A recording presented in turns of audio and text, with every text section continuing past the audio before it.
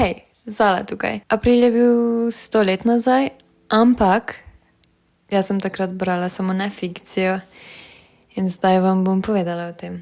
Ne vem, kaj je ustrezen izraz za nefikcijo, ker Slovenci ne ločujemo literature na ta način. Tako da non-fiction. Včasih sem mislila, da je to neleposlovje, ampak sem pol izvedela, da ni. Če ima kdo primeren izraz ali pa boljšo alternativo, naj prosim napiše v komentar, da se naučim nekaj novega. Do takrat bom pa govorila nefikcija in se mi lahko smejite v obraz. Začela sem z eno kratko knjigico, ki sem jo brala 9 dni. 200 strani sem brala 9 dni. Ampak mi je bila dobra. Pot so spomini Nejca Zaplotnika. Ja, tudi to je ena stvar, ki sem se jo naučila pred kratkim, da memoar v slovenščini so spomini.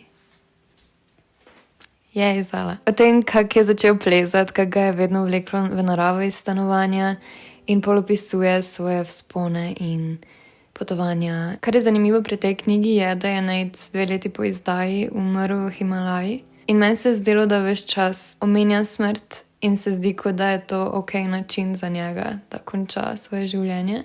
Sicer pa bi rekla, da bi še bolj uživala v knjigi, če bi malo več vedela o alpinizmu. Vseh 7 mož Evelyn Hugo sem prebrala za 3. srečanje svojega book kluba, tako da ne bom preveč govorila o njej, ker zares ne spada v ta video, ker je fikcija. Čeprav je napisana na način, da sem jaz včasih med branjem kar pozabila, da Evelyn Hugo ni resnična oseba in da ne berem zares njene biografije. Irena Štavdohar je v knjigi Kaj hoče ženska združila 17 posebnih in pomembnih žensk in na kratko opisala njihovo življenje in zakaj so ji všeč. Najbolj zanimivo mi je bilo poglavje o Lee Miller in Robin Davidson, sicer pa piše tudi o Dolly Alderton, ki je ena mojih najljubših avtoric, pa omeni tudi Sally Rooney, ki jo itak obožujem. Naučila sem se nekaj novega o ženskah, o katerih sem sicer samo tu pa tam kaj slišala, zdaj pa vem malo več o njih. Bi pa bila vesela, če bi bila opisana tudi kakšna ženska drugega profila, ker v tej knjigi so vključene po večini sam belske pisateljice iz Francije, Anglije in Amerike. Tako da, če ima kdo kako priporočilo,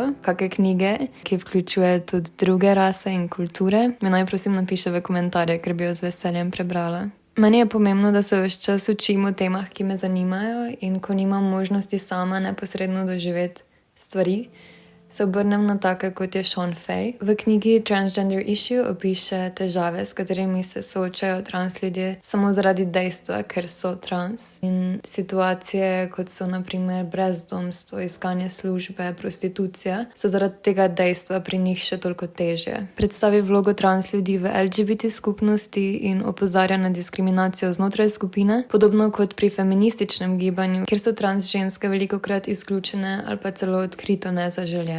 Tu pa je še en citat, za katerega bi rekla, da zelo dobro opiše knjigo. Eseju Vsi moramo biti feministi sem dala 2 zvezdici, ker se dejansko strinjam z naslovom, medtem ko se avtorica očitno ne, ker načrtno izključuje vse ljudi, ki niso cis ženske in cis moški, in sploh po prejšnjem branju se mi je to zdelo absolutno nevzdržno.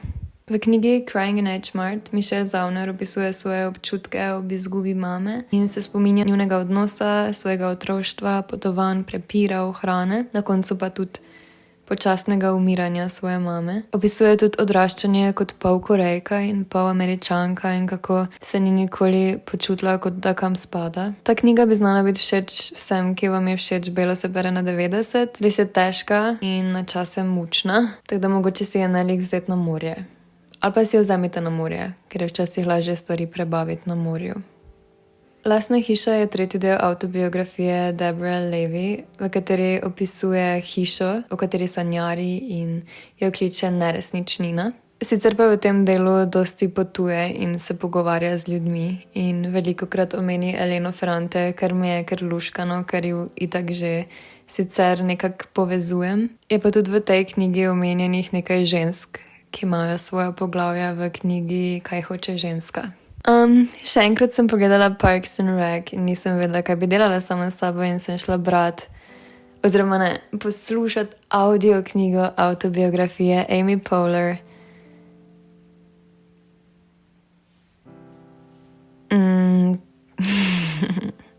Ne vem. Ok, to je vse za danes. Se vidimo čez pol leta.